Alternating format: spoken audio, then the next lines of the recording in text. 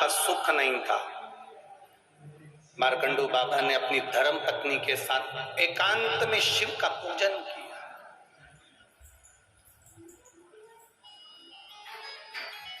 आप जिस गांव में रहते हो, आप जिस नगर में रहते हो, आप जिस शहर में रहते हो, आप जिस क्षेत्र में रहते हो, कहीं जाते आते आपको भी कहीं ना कहीं ऐसा शिवलिंग का दर्शन हो जाए जो एकांत में है, कोई नहीं जाता। एकांत 3 चीजें प्रदान करता है वो एकांत का शिवलिंग। एक तो आयु बढ़ाता है, रोग से मुक्ति देता, वैभव देता।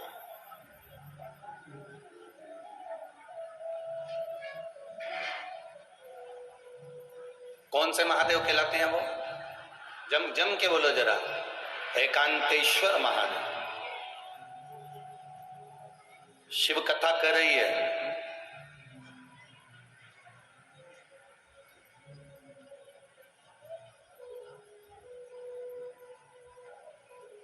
ऐसे एकांत का जो शिवलिंग होता है, एकांत में कहीं भगवान शंकर विराजमान होते हैं, वहां कुछ देर बैठेंगे।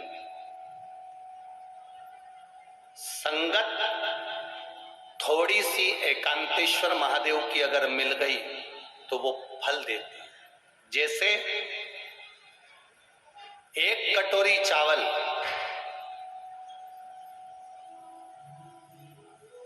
और चावल ने अगर पानी का संग कर लिया, अग्नि का संग कर लिया, चावल पानी से जुड़ गया और पानी ने कहा चल मैं तुझे अग्नि का संग करा देता हूं। उसी चावल ने पानी के साथ मिलकर अग्नि का संग कर लिया। चावल एक कटोरी था, पानी और अग्नि का संग करने से एक कटोरी चावल पूरा कुकर भर देता है, एक कटोरी चावल पूरी भगोनी भर देता है, एक कटोरी चावल पूरा बर्तन भर देता है। चावल एक कटोरी था पर पानी का संग मिला, अग्नि का संग मिला तो पूरा कुकर भरा गया, पूरा बर्तन भरा गया।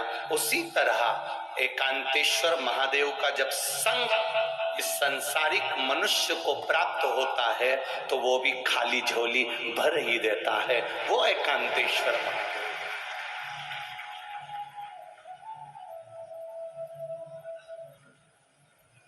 अब एकांत में शिवलिंग, मार्कंडू जी ने भगवान का भजन किया, मांगा,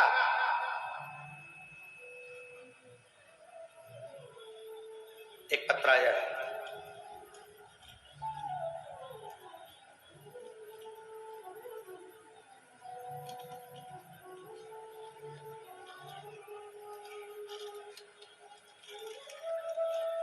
शंभु शरण माधो घड़ी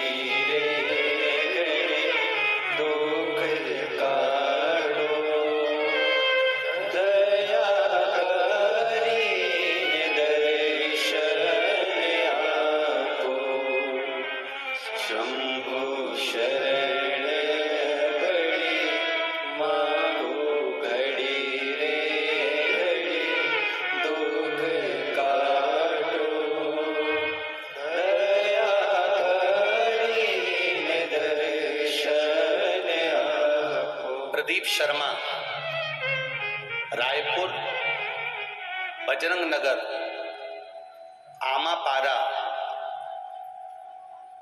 से आए हैं। कहीं बैठे हो तो हाथ हिलाइए। दिख गए क्या? कहीं बैठे हो तो हाथ हिलाइए। आप ही हैं? प्रदीप शर्मा, रायपुर बजरंग नगर आमापारा से हूं। गुरुजी, एक लोटे जल का क्या महत्व है? मेरी धर्म पत्नी सीमा शर्मा को 2 बार पेट में हर्निया की तकलीफ हो गई। डॉक्टरों ने ऑपरेशन का बोला, पर हमारे पास में इतना धन नहीं कि हम करवा सकते। बाबा बैद्यनाथ जी से प्रार्थना करी, 1 लोटा जल शिव जी को चढ़ाना प्रारंभ करा। और 1 लोटा जल शिव जी को चढ़ाकर उसका आचमन कराना प्रारंभ करा। मैंने बाबा से प्रार्थना करी थी, अगर मेरी पत्नी का ऑपरेशन नहीं होकर वो ठीक हो जाएगी तो जहां भी कथा होगी वहां पैदल चलकर जाऊंगा। रायपुर से भिलाई तक पैदल आया हूं।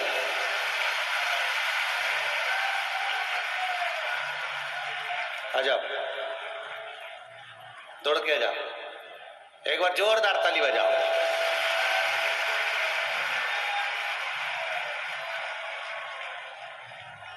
अपनी धर्म पत्नी के लिए संकल्प लिया था, अगर उसका ऑपरेशन नहीं होगा, वो ठीक हो जाएगी तो मैं पैदल जहां शिव पुराण की कथा होगी वहां चलकर आऊंगा। बाबा देवाधिदेव महादेव।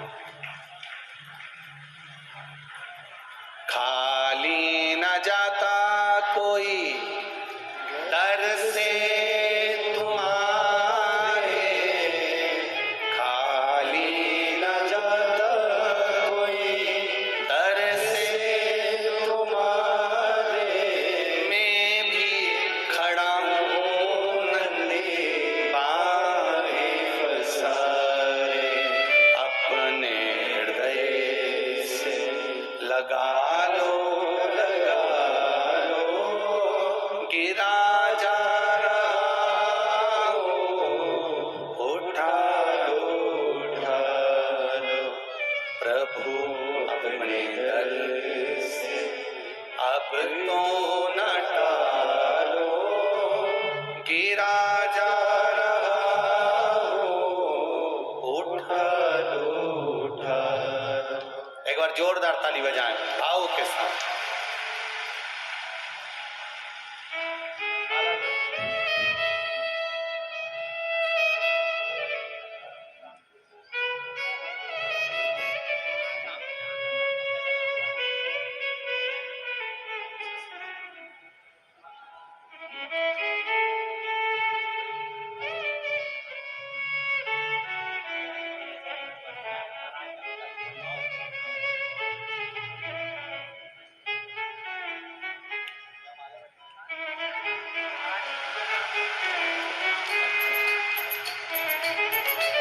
जोरदार ताली बजाएं, बाबा की कृपा, शिव तत्व। एक पत्र बड़ा सुंदर आया है, ये देख।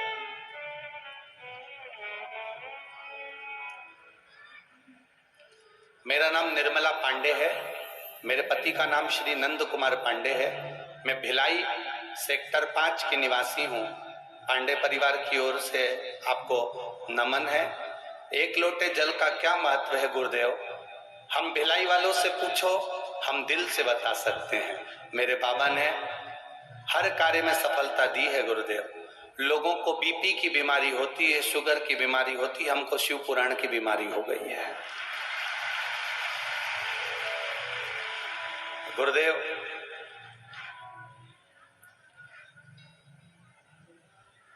हमारे घर का एक एक बच्चा शिव मंदिर जाता है, बाबा को जल चढ़ाता है गुरुदेव।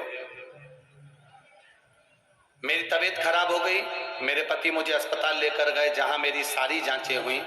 मेरी रिपोर्ट मुंबई भेजी गई और इस रिपोर्ट को जब मुंबई में भेजा तो बच्चेदानी में एक बड़ी सी गठान थी, जो गठान ठीक नहीं थी। उस गठान की जांच हुई तो बताया कि ये आगे चलकर तकलीफ दे जाएगी। कहीं बैठी हो श्रीमती निर्मला पांडे, कहीं बैठी हो तो हाथ हिलाइएगा। दिख गई क्या? हाँ, एक बार हाथ हिला दीजिए निर्मला जी। ठीक है, दिख गए। मेरे पति मुझे हॉस्पिटल लेकर गए, हॉस्पिटल से वो गांठ की जांच के लिए मुंबई लेकर गए। मुंबई में जांच कराई तो वो बच्चादानी में गांठ थी, बहुत बड़ी थी, जो ठीक नहीं थी, बड़ी बीमारी का योग था गुरुदेव। डॉक्टरों ने 15 दिन के ऑपरेशन का समय दे दिया। हम लोग मुंबई से वापस भिलाई आ गए और 15 दिन ऑपरेशन का इंतजार करने लगे। तब किसी ने कहा मेरे पास में सीहोर का रुद्राक्ष रखा है, उस रुद्राक्ष को तांबे के लोटे में गलाओ, शिव जी को जल चढ़ाओ, उस पानी को पीना चालू करो। सीहोर का रुद्राक्ष है, उसको पानी में गला लो, जल चढ़ा दो। हमने हंसी में कह दिया ऐसा रुद्राक्ष तो सब कहते रहते हैं कि सीहोर का है, हम कैसे मान लें? आप विश्वास मानो, ये वही रुद्राक्ष है, असर वही करेगा। अगर ना करे तो समझ लेना कि शिवहर का नहीं है। हमने तांबे के लोटे में जल में गलाया, शिव जी को चढ़ाया पानी। 15 दिन का ऑपरेशन का डॉक्टर ने समय दिया था। हमने टिकट करा लिए और तैयारी कर ली और हमने जल चढ़ाकर उसको पिलाना चालू करा। एक बेलपत्री खिलाना चालू करा। बाबा की कृपा से 15वें दिन हम मुंबई हॉस्पिटल में फिर वापिस जांच के लिए और ऑपरेशन के लिए पहुंचे। दूसरी बार जब जांच प्रारंभ हुई, बाबा की कृपा से सारी रिपोर्ट नॉर्मल हो गई और गठान गायब हो गई।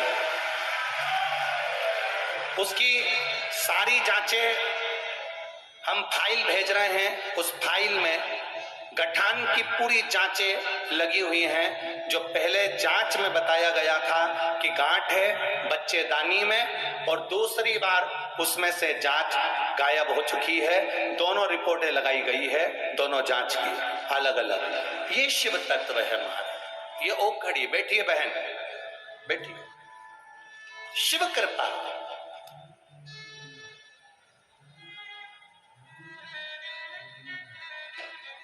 मेरे बाबा दया करना, मैं तेरे भरोसे हूँ। दोनों रिपोर्ट लगाई उन्होंने अपनी जांच की, 2 रिपोर्ट लगाई। एक जिसमें गांठ बताई है, मुंबई में जाकर जांच चेक कराया गया, बॉम्बे में जाकर 15 दिन हॉस्पिटल में ऑपरेशन का कहा गया, और एक रुद्राक्ष का जल शिव तत्व की प्राप्ति करा दी, ओघड़ी की।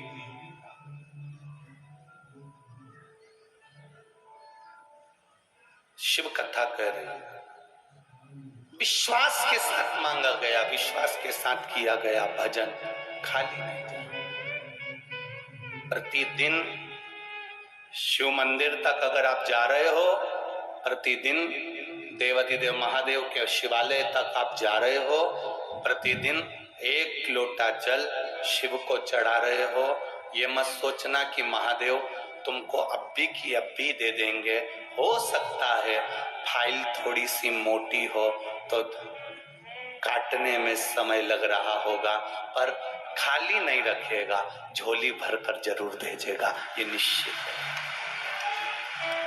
निश्चित। इतने लाखों की संख्या में आप इस ग्राउंड के अंदर आए हो,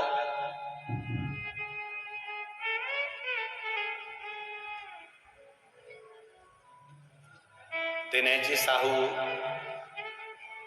छुरिया वाले, उनसे बात हो रही थी तो कह रहे थे विनोद सिंह जी ने बहुत मेहनत करी है, गुरुजी पांडे जी ने और विनोद जी ने बहुत पंडाल की व्यवस्था करी गई है। 2 दिन तक पंडाल बढ़ाने की जरूरत नहीं पड़ेगी, पर पहले दिन ही आसार खत्म हो गए और इतनी भक्तों की भीड़, जितने नीचे बैठे हैं उससे दुगने आसपास खड़े हैं और बाहर बैठे हैं। ये शिव तत्व। खाली नहीं जाओगे, तुम्हारा विश्वास भोलेनाथ जी डिगने नहीं देगा। आप आए हो उसके भरोसे, तो खाली नहीं भेजेगा।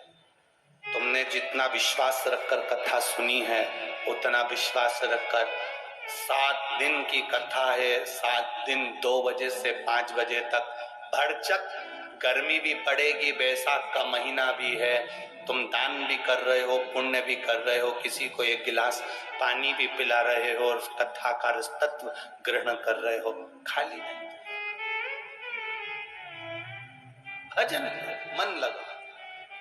जितनी देर कथा में बैठो, दूसरों से बात नहीं करना है, व्यवस्थाओं को नहीं देखते हुए सबसे कहना है, भैया तुम्हारे पांव पड़ो, हमें 3 घंटे की कथा में से 2.5 घंटे मिलते हैं, आधा घंटा तो आशीष भैया ले लेते हैं, 2.5 घंटा मिलता है, उसको हमें सुनने दो।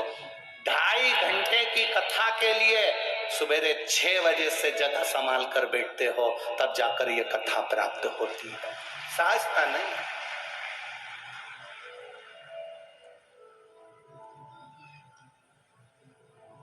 भजन में चित्त लगाओ, जितनी देर जितनी देर तुम्हारे मुख पर श्री शिवाय नमस्ते, जितनी देर बैठो उतनी देर तुम्हारे मुख पर भगवान का भजन। मार्कंडू जी ने एकांत में शिव जी का पूजन करा, शंकर भगवान प्रकट हो गए, प्रसन्न हो गए।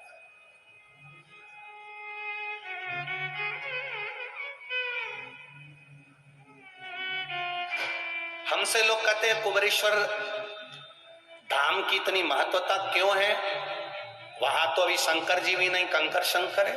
हम उनसे कहते हैं वो एकांतेश्वर भी है। अगर वो कुबेरेश्वर है तो एकांतेश्वर भी है। सीहोर में 108 शिवालय होंगे, पर सीहोर से 10 किलोमीटर की दूरी पर जहां जंगल था, आज भले लोगों ने वहां दुकान सब बना लिया, पर वो जंगल था, उस जंगल में वो अकेला बैठता था, कंकर शंकर के रूप में बैठता था।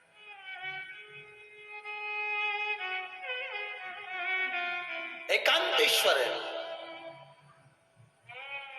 एक भाई ने पत्र में लिखा है कि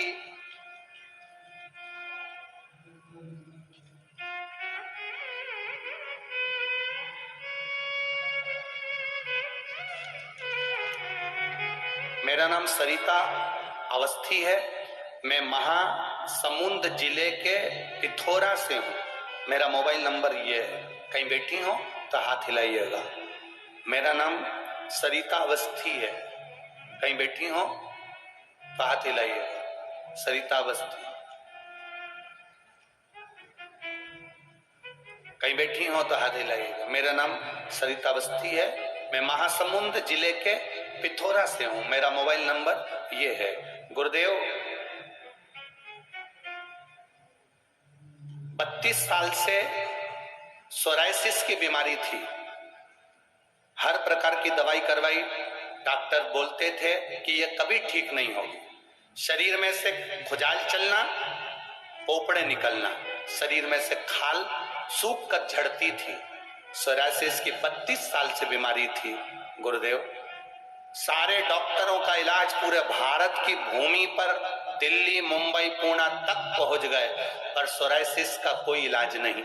सब कहते हैं ये मरते दम तक रहती है, शरीर में खुजाल चलती है, पपड़ी निकलती रहती है और खुजालते रहो। सारी दवाइयां करी, आराम नहीं लगा। गुरुदेव सोराइसिस की बीमारी बढ़ती चली गई, ठीक नहीं हो पा रहे थे। लोग हमको हीन भावना से देखते थे, क्योंकि दिन भर खुजाल चलती थी, उसमें से खाल निकलती रहती थी, झड़ती रहती थी। जहां जाओ लोग दूर बैठते थे हमसे। बाबा आपने शंकर जी के पास में बैठना सिखा दिया। आप कहते हो सारी समस्या का हल एक लोटा जल होता है। हमने टीवी के माध्यम से सुना था, एक लोटा जल चढ़ाना प्रारंभ करा, जल लेकर आते, पीते और पूरे शरीर पर लगा लेते।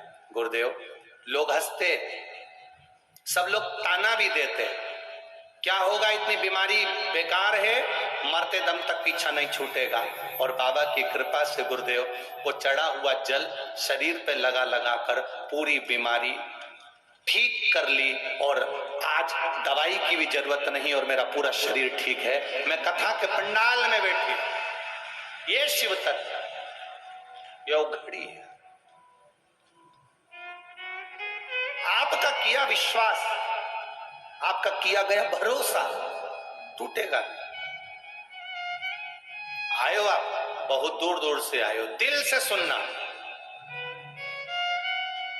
एकांतेश्वर महादेव की कथा मिली है आपको।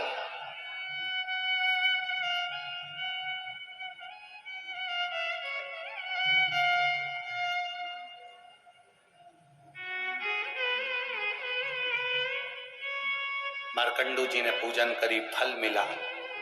शिव जी ने आकर दर्शन किया। मांगो मार्कंडू जी, क्या चाहिए आपको? संतान नहीं है मेरे यहां, औलाद नहीं है। औलाद नहीं है? नहीं। क्यों चिंता करते हो? कैसी संतान चाहिए? चिरंजीवी। अगर संतान दूंगा चिरंजीवी तो वो अच्छे लक्षण की नहीं रहे। और एक संतान अगर मैं दूंगा आपको, जो तुम्हारे यहाँ केवल कुछ वर्ष 12 वर्ष की अवस्था में मर जाएगी, बड़ी ज्ञानवान होगी, तुम्हारा नाम रोशन करने वाली होगी। कैसी संतान चाहिए तुमको, बोलो। एक संतान वो होती है जिसकी लंबी आयु होती है और दुनिया को दुख देती है। एक संतान वो होती है आयु कम होती है और दुनिया को सुख देती है। आपको कौन सी संतान चाहिए? मार्कंडू जी ने कहा, जो दुनिया को कष्ट दे ऐसी संतान नहीं चाहिए। भले मेरी औलाद की उम्र कम हो, भले मेरे बच्चे की उम्र कम हो, पर दुनिया को सुख पहुंचाए ऐसी संतान दीजिए। भगवान ने एक बेटा दे दिया जिसका नाम मार्कंडे हुआ। अवस्था है छोटी, बड़ा ज्ञानी, बड़ा विद्वान। 10 वर्ष की आयु हो गई, मालूम पड़ा कि ये तो मर जाएगा। 12 वर्ष की केवल आयु है इसकी, क्या करा जाए? एकांत में शिवलिंग का पूजन कर कर अगर बेटा मिल सकता है तो एकांत में शिवलिंग का पूजन कर कर बेटे की उम्र भी बढ़ सकती है, ये निश्चित है। अभी आपको कथा में कहा, एकांत का शिवलिंग उम्र बढ़ा देता है। एकांत का शिवलिंग हमारी रोग मिटा देता है। एकांत का शिवलिंग हमारा वैभव प्रदान कर देता है। एकांत है। मैं आपसे निवेदन करना चाहूं, इस व्यासपीठ से आप लोगों से कहना चाहूंगा, आप जब अपने गांव से कहीं जा रहे हो, घर से कहीं जा रहे हो, नगर से कहीं जा रहे हो, शहर से कहीं जा रहे हो, क्षेत्र से कहीं जा रहे हो, और गाड़ी से जा रहे हो, मोटरसाइकिल से जा रहे हो, कहीं आपको कोई ऐसा शंकर जी का मंदिर ओटला दिख जाए जो अकेला कोई नहीं हो, तो आप गाड़ी वाले से कहना 10 मिनट रोक ले, 5 मिनट रोक, 5 मिनट। आपके पास में जल भी नहीं है, आपके पास में बेलपत्र भी नहीं है, आपके पास में चढ़ाने का कुछ भी नहीं है, मत होने दो। और एकांत का कोई शिवलिंग मिल जाए, उसके पास जो पेड़ पौधे लगे हों उसकी पत्ती तोड़कर भी शिव जी को चढ़ाकर अपने दिल की बात कहकर चलते बनना, काम सफल। एकांतेश्वर है।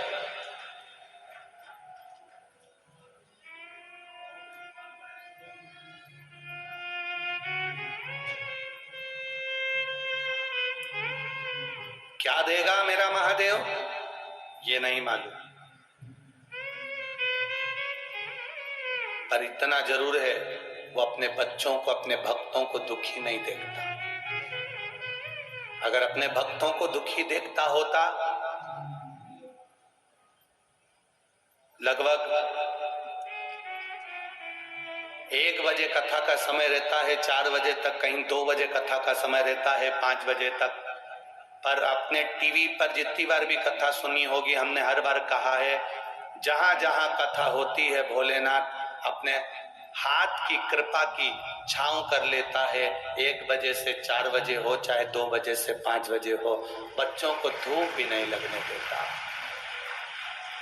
धूप आती है, थोड़ी देर रहती है, फिर जाती है, फिर आती है, फिर जाती है, फिर आती है, फिर जाती है। और ये एक कथा में नहीं, कई कथाओं से लगातार बाबा की कुछ कृपा करुणा ही ऐसी है कि वो अपनी छत्र छाया बनाकर कथा सुन रहा है। कितना पंडाल लगाएंगे? ये यजमान परिवार पांडे जी हो, विनोद जी हो, या अभी महाराष्ट्र में 1 दिन के लिए कथा करने नंदुरबार गए, वहां रघुवंशी जी हो, कितना पंडाल लगाएंगे? उज्जैन की कथा चाहे विठले सेवा समिति हो, कितना लगाएंगे? लगाने वाले लगाते जाएंगे, लगाते जाएंगे, लगाते जाएंगे, भक्त बढ़ते चले जाते हैं। जैसी चिंता विनोद जी पांडे जी को है कि कहाँ बैठेंगे, कहाँ पंडाल लगाना है और कितना बढ़ाना है, ऐसी चिंता मेरे महादेव को रहती है कि कोई आया है, खड़ा है, धूप पड़ रही है, आएगा, छांव करेगा, चले जाएगा, लोगों को लग नहीं पाएगा कि कब आया और कब चले, कब आता है, कब जाता है। अपनी कथा में मस्त रहो, आप अपनी भक्ति में मस्त रहो, वो आएगा जाएगा मालूम ही नहीं। आपकी चित्त वृत्ति परमात्मा में लगी होना चाहिए।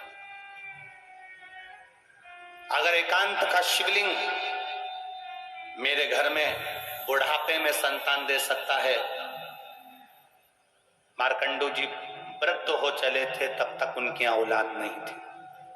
एक भाई ने 17 साल का लिखा है, एक भाई ने लिखा मेरे यहां बच्चा होने का तो योग ही डॉक्टर ने मना कर दिया था।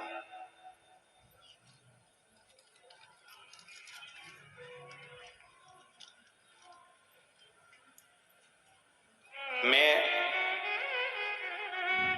समरी देवांगना पति राजेंद्र देवांगना तुलसीपुर निवासी हूं। मेरा मोबाइल नंबर ये है। कहीं बैठे हैं आप ही हैं? दोनों हाथ हिला दो एक बार ऐसे। मैं समरी देवांगना पति राजेंद्र देवांगना तुलसीपुर निवासी हूं। मेरा मोबाइल नंबर ये है। 10 साल से संतान का सुख नहीं था। संतान लाए हो साथ में? उसको थोड़ा सा ऊंचा कर दो। 10 साल से संतान का सुख नहीं था। पहली बार जब डॉक्टर को दिखाया था तो उन्होंने कह दिया था तुम्हारे यहाँ कभी औलाद नहीं होगी, क्योंकि तुम्हारे यहाँ संतान के योग नहीं है, गर्भस्थ कुछ समस्या के कारण तुम्हारे यहाँ औलाद नहीं होगी। पर बाबा ने 10 साल बाद 1 लोटे जल का पान कर कर और एक सफेद आंकड़े की जड़ से संतान की प्राप्ति हुई है। प्रणाम करने के लिए 10 साल बाद दी। उसको थोड़ा सा ऊंचा कर दो एक बार। हर हर महादेव। बैठिए बैठिए। ये शिव तत्व। जब सारी आस समाप्त हो जाए, जब सब दूर से आस छूट जाए, तब मेरे बाबा दया करना, मैं तेरे भरोसे हूं, मैं तेरे भरोसे हूं। आता है आप लोगों को? जरा एक बार जम के बोलिएगा, मेरे बाबा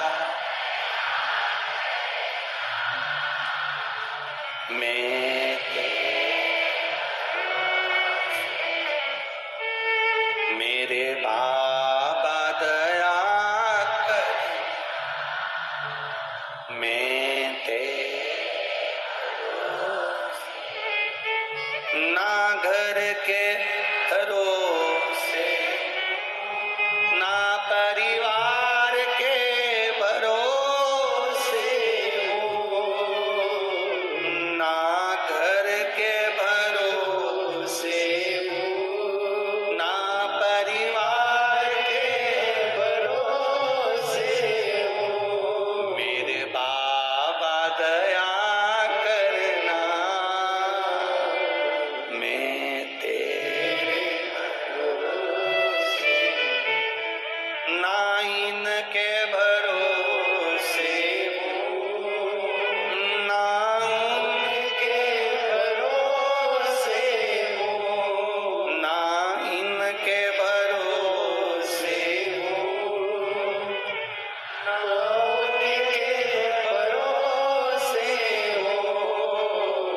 मेरे बाबा दया करना,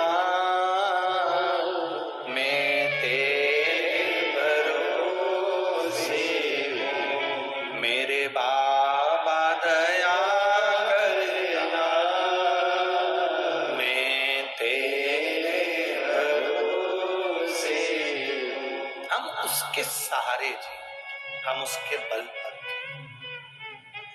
जब आप ये प्रार्थना करो ना, दिल से करा करो, मैं तेरे, आपको ऐसा महसूस होगा आपके पास में कोई घूम रहा है, वो सुन रहा है जिसको आप सुनाना चाहते हो, वो देख रहा है जिसको आप दिखाना चाहते हो, वो कर रहा है पूरी व्यवस्था, वो कर रहा है। महाराज मार्कंडे जी 10 वर्ष के हो गए, पिता मार्कंडू जी ने कह दिया अब ये मरने वाला है, माता पिता के सामने मरेगा तो अच्छा नहीं लगेगा। माँ की स्थिति क्या होती है, पिता की स्थिति क्या होती है, ये माता पिता ही जानते हैं। कुंवारी अवस्था में अगर कोई बच्चा मरता है, माता पिता के सामने कोई प्राण छोड़ देता है, उस माता पिता से पूछो उसकी हालत क्या होती है। चले जाएगा। कहा बच्चे को एक ही चीज सिखाई, सबके चरणों को प्रणाम करना सीख जाओ। जब सबके चरणों को प्रणाम करना सीख जाओगे तो अपनी जिंदगी अपने आप सार्थक हो जाएगी। क्या मिलता है प्रणाम करने से, क्या मिलता है नमन करने से, क्या मिलता है? भगवान के चरणों को प्रणाम करो, माता पिता के चरणों को प्रणाम करो, घर के बड़ों को प्रणाम करो, घर के बुजुर्गों को प्रणाम करो। घर के ही नहीं, बाहर का कोई मिल जाए उसको भी नमन करिए। श्री शिवाय नमस्तुभ्यम कहते हुए, प्रणाम करते हुए चलिए। क्या मिलेगा? अगर कुछ नहीं मिलेगा तो मुख से आशीर्वाद तो दे देगा। प्रणाम, कोई नीचे झुककर तुम्हें प्रणाम कर रहा है, कितना भी बेर हो, कितना भी विवाद हो, प्रणाम करने वाले को कोई गाली नहीं देता। प्रणाम करने वाले को अगर कुछ नहीं देगा तो हाथ सिर पर रख देगा, वो भी नहीं करेगा तो उठा देगा, वो भी नहीं करेगा तो उसको देख तो लेगा, उतने में भी उसका कल्याण निश्चित हो जाता है। प्रणाम की शुद्धता। करो प्रणाम। मार्कंडे जी को सिखा दिया, प्रणाम करना प्रारंभ करा मार्कंडे जी ने। जो मिले उसको नमन, जो मिले उसको प्रणाम। एक बार देवऋषि नारद आ रहे थे, मार्कंडे जी ने उनको देख लिया। देखते से ही उन्होंने कहा श्रीमन नारायण। मार्कंडे जी जान गए यही नारद जी हैं, पर इनको पहचानते तो है नहीं, प्रणाम करने में क्या जाता है। उन्होंने दंडवत कर लिया। जैसे ही प्रणाम करा, नारद जी के मुख से निकल गया चिरंजीवी भव। नारद जी ने जैसे कहा चिरंजीवी भव, मार्कंडे जी जैसे उठे तो मार्कंडे जी के सिर पर देखा कि इनकी रेखा तो मस्तिष्क की आधी कटी हुई है, अभी 2 साल में तो ये मरने वाला है। मार्कंडे जी को मैंने आशीर्वाद दे दिया चिरंजीवी भव। नारद जी आधे टेंशन में पड़ गए, गलत गाड़ी में बैठ गए, ये भिलाई जा ही नहीं रही है। जाना था भिलाई, पहुंच गए राजनांदगांव, गलत गाड़ी में बैठ गए। अब नारद जी ने विचार करा करूं तो करूं क्या। नारद जी मार्कंडे जी के पिताजी के पास पहुंच गए। मार्कंडू जी से कहा नमन प्रणाम श्रीमन नारायण। देवऋषि नारद ने जैसे ही प्रणाम किया तो मार्कंडू जी ने पूछा क्या बात है, हम आपके बेटे को हमारे साथ ले जाना चाहते हैं। मार्कंडू जी ने विचार करा बेटा मरने वाला तो है, अच्छा माता पिता से दूर हो जाएगा, प्राण भी छूटेंगे तो दूर छूटेंगे, ले जाओ इसको ले जाओ। अब जो जाने वाला है उसको लेकर जा रहा हूं, चले जाओ। अच्छा देवऋषि नारद ले जा क्यों रहे? देवऋषि नारद को क्या पड़ी कि इसको लेकर जा रहे हैं? उनको ले जाने का केवल एक ही कारण है, अब मैंने आशीर्वाद दे दिया चिरंजीवी भव। ये आशीर्वाद किसी न किसी के माथे लुढ़काना पड़ेगा। बहुत चतुर होते हैं नारद जी, बहुत चतुर। अब ये इनको ले गए देवऋषि नारद मार्कंडे जी को। सबसे पहले पहुंच गए देवताओं के पास, सारे देवताओं के पास गए। अब इनकी तो आदत में थी मार्कंडे जी के दंडवत करना, इन्होंने जितने देवताओं के यहाँ जाए वहीं झुक के दंडवत कर दे। देवता इतने खुश, चिरंजीवी भव, चिरंजीवी भव। देवऋषि नारद इतने खुश, गाड़ी चेंज। अब अपनी गाड़ी में ये है ही नहीं, अब तो ये दूसरे की गाड़ी में बैठ गए। देवऋषि नारद इनको इंद्र के पास ले गए। इंद्र ने आशीर्वाद दे दिया चिरंजीवी भव। देवऋषि नारद बोले बहुत बढ़िया महाराज, क्या कहने तुम्हारे, 2 साल में मरने वाला। इंद्र ने नारद जी के चरण पकड़ लिए, तुम्हारे पांव पड़ूं, आशीर्वाद मेरा गड़बड़ हो गया, कुछ मेरे ऊपर कृपा कर दो। देवऋषि नारद बोले हम भी ऐसे फंसे थे जैसे तुम फंसे, अब तुम जानो। देवऋषि नारद ने जैसे कहा तो इंद्र मार्कंडे जी को पकड़कर ब्रह्मा जी के पास ले गए। ब्रह्मा जी के चरणों में जैसे मार्कंडे जी ने दंडवत करी तो ब्रह्मा जी ने आशीर्वाद दे दिया चिरंजीवी भव। इंद्र बोले अब हम जा रहे हैं। ब्रह्मा जी ने पूछा क्यों? ये बच्चा 2 साल में मरने वाला है, हम गलत गाड़ी में बैठ गए थे, अब तुम निपटो। अब ब्रह्मा जी चिंता में पड़ गए, हम ही ने तो भाग्य लिखा है इसका कि ये 12 साल में मर जाएगा, केवल 2 साल बचे थे, अब तो 1.5 बचे घूमते फिरते यहां आया और हमें उलझा दिया इंद्र ने। क्या करें? ब्रह्मा जी उनको पकड़ के ले गए भगवान विष्णु के पास में। जो मार्कंडे जी ने देखा भगवान विष्णु और लक्ष्मी को, दंडवत कर ली। जैसे ही दंडवत करी, भगवान के चरण लक्ष्मी जी दबा रही थी, इतनी खुश हो गई, उन्होंने भी कह दिया चिरंजीवी भव। इतने में भगवान विष्णु की दृष्टि गई कि लक्ष्मी मेरा पांव छोड़कर किसको आशीर्वाद दे रही है। जो भगवान विष्णु ने देखा तो कोई बच्चा दंडवत कर रहा था, प्रणाम कर रहा था। भगवान विष्णु ने कह दिया चिरंजीवी भव। ब्रह्मा जी बोले अब हम जा रहे हैं। भगवान विष्णु बोले कहां जा रहे हैं? कि हमारी आफत तुमने ले ली। क्या हुआ? भगवान विष्णु ने पूछा तो ब्रह्मा जी बोले इसकी लेखनी में लिखा है ये मर जाएगा 12 साल में, 1.5 साल बचे हैं। भगवान विष्णु ने लक्ष्मी जी से कहा तू हर किसी को आशीर्वाद दे देती रही। लक्ष्मी जी बोली मेरे से गलती हो गई थी, तुमने काहे को गलती करी? तुम तो चतुर थे, तुम्हारा नाम चतुर नारायण है, फिर काहे को आशीर्वाद दिया? भगवान विष्णु ने मन में सोचा क्या करे। भगवान विष्णु बोले सारे देवताओं के लिखे को पलटने वाला तो केवल एक ही है और वो देव अधिदेव महादेव है।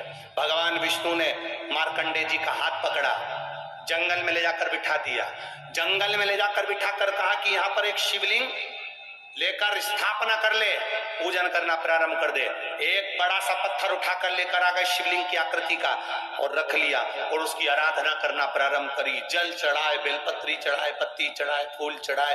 भगवान विष्णु चले गए, अकेला शिवलिंग और अकेला मार्कंडे पूजन में ऐसा लीन हो गए, एकांतेश्वर महादेव की भक्ति में ऐसे लीन हो गए, ऐसे लीन हो गए। बार बार भगवान विष्णु लक्ष्मी जी को भेजते, देख के आ महादेव आए कि नहीं आए? भी नहीं आए, नहीं आए। मरने में केवल 2 दिन बाकी थे। यमराज ने अपनी सेना तैयार करी, मरने में 2 दिन बाकी थे। 2 दिन पूरे हो चले, 2 घंटे बाकी थे। 2 घंटे पूरे हो चले, 2 मिनट बाकी थे।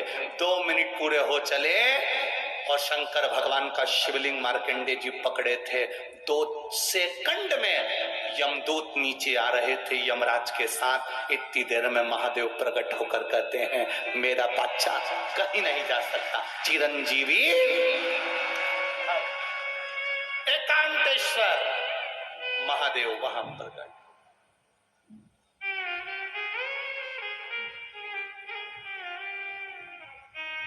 जिनकी पत्रिका देखकर, जिनके ज्योतिषाचार्य ब्राह्मण विद्वान भूदेव, जिनको दुनिया के लोग कहते कि तेरी आयु कम है, उसे एकांत में शंकर जी का मंत्र जपना चाहिए। अगर शिवलिंग की पूजन भी नहीं कर सको तो एकांत में श्री शिवाय नमस्तुभ्यम जपना चाहिए। वो भी ना बन सके तो नमः शिवाय जपना चाहिए। वो भी ना बन सके तो पंचाक्षर मंत्र, षडाक्षर मंत्र ओम नमः शिवाय जपना चाहिए। एकांत, और जितना एकांत में बैठकर जपोगे वो उतना मिलेगा। हम क्यों कहते हैं कथा सुनने बैठो, अपने पहचान वालों के पास कभी मत बैठो। जितने पहचान वालों के पास बैठोगे महाराज कोई भी अच्छी बात कहेगा तुम तुरंत बात करने में लग जाओगे। और जब भी कथा सुनने बैठो जिससे तुम्हारी अच्छी नींव बने, जिससे तुम्हारी नींव पटे, उसके पास बैठो। क्यों? कोई भी अच्छी बात आएगी ना, जरा सा भी तेरा पांव उसके ऊपर रखा है ऐसा देगी ना डर के, दूसरी बार तुम खुद फिर धीरे से अच्छे से बैठ जाओगे एकदम शांत। तुम्हें मालूम है ये बाजू में बैठी इससे अपनी अच्छी बनती नहीं, इसीलिए तो पूजन करने बिठाते हैं तो पति पत्नी को साथ बिठाते हैं क्योंकि इन दोनों की कभी आपस में बनती नहीं। ये सही बैठेगी तो ये भी सही बैठेगा, ये सही बैठेगा। अगर इस पति ने जरा सा मोबाइल चलाया पूजन करते समय तो इसने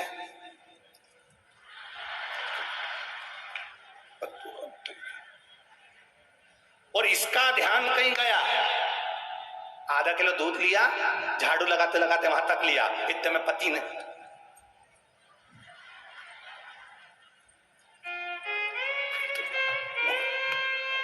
इसीलिए इन दोनों को बिल्कुल साथ में बिठाते, इंडिया और पाकिस्तान को एक साथ, दोनों इनका साझा।